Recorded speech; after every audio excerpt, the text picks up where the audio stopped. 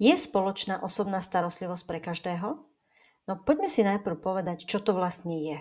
Spoločná osobná starostlivosť je taký nový prístup k tomu, ako je možné starať sa o deti po rozvode.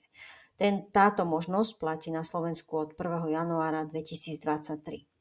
A v podstate ide o takú formu starostlivosti o dieťa, kedy sa spôsob, akým sa rodičia o deti starajú pred rozvodom alebo počas rozvodu, v podstate po rozvode zásadne nemení.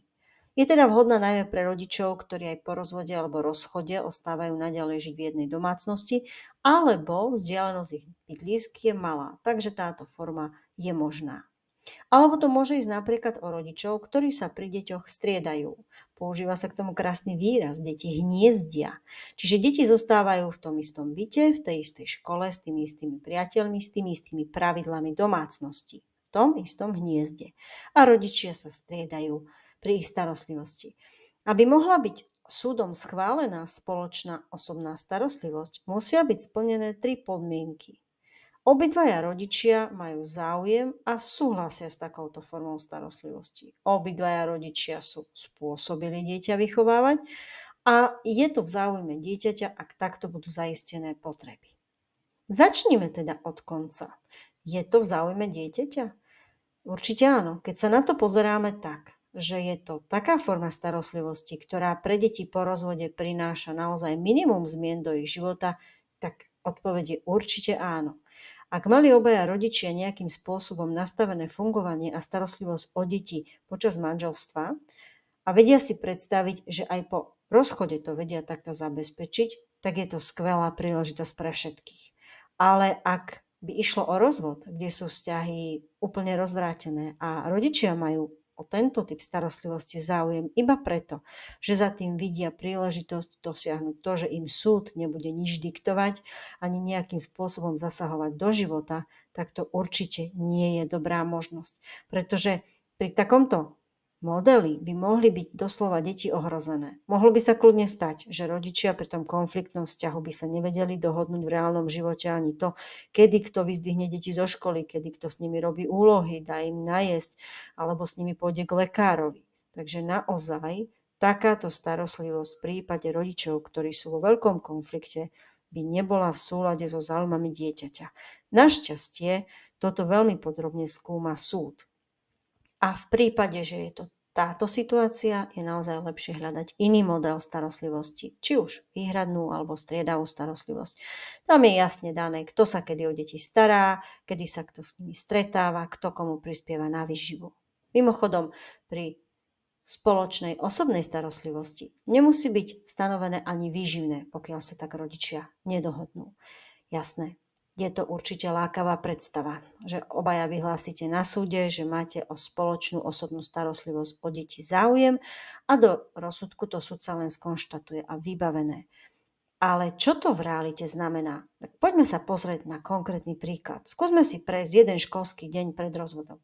Mama ráno vstane, prichystá raňajky, nachystá deťom desiatu a zoberie povedzme mladšieho syna do škôlky. Otec zoberie zase staršieho do školy a po práci mama vyzdvihne staršieho z družiny, doma spolu skontrolujú úlohy, popri tom navarí večeru, naloží do práčky, vybaví také bežné práce v domácnosti. Otec vyzdvihne škôlkára a ide s ním na futbalový tréning. Po tréningu prídu domov a všetci spolu sa navečerajú.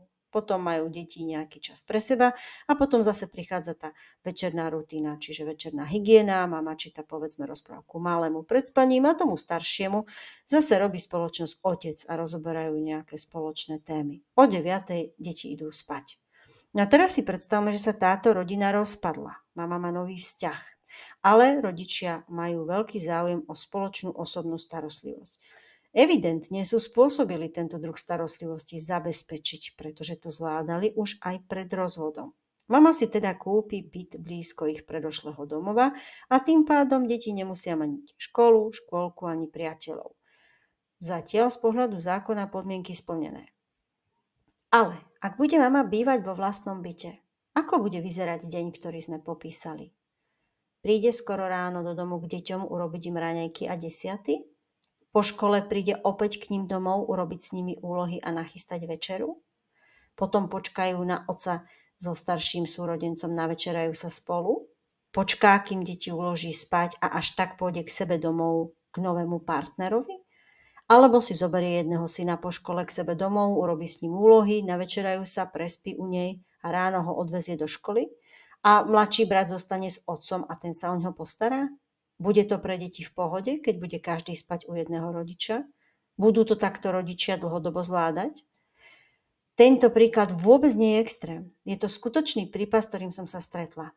A títo rodičia boli naozaj skvelí. Dokázali si prediskutovať a dohodnúť obrovské množstvo detailov, pravidiel, pri všetkom, čo vás napadne aj nenapadne, čo bežný, ale aj sviatočný deň v režime spoločnej osobnej starostlivosti po rozvode môže priniesť. Mysleli naozaj takmer na všetko. Snažili sa minimalizovať čokoľvek, čo by mohlo byť zdrojom konfliktu medzi nimi. Ako sa im bude v realite dariť, ukáže až čas. Ale ten ich záujem bol neskutočný. Ale na súde detaily s vami nikto riešiť nebude. Ak prejavíte záujem a splníte podmienky, o ktorých som už hovorila, tak sudca tento druh starostlivosti schváli. Ale skôr ako nastane bežná realita, sadnite si k tomu, čo to vlastne pre ten váš konkrétny prípad bude znamenať. Ak sa na to necítite sami, tak zájdite za mediátorom, ideálne ešte predtým, ako podáte návrh na rozvod. Budete mať skvelú príležitosť si spoločnú osobnú starostlivosť vo vašom konkrétnom prípade rozložiť naozaj na drobné. Ak nájdete spoločné riešenia na všetko, čo táto starostlivosť prináša, tak budete mať v rukách skvelý manuál, dohodu, ktorá dopodrobna vyrieši všetko potrebné. Budete mať obaja istotu, že naozaj viete, do čoho idete a že môžete na súde zodpovedne povedať: áno, spoločnú osobnú starostlivosť chceme. Áno, veríme, že ju zvládneme. A potom už naozaj stačí, ak sudca v rozsudku jednou vetou spoločnú osobnú starostlivosť potvrdí.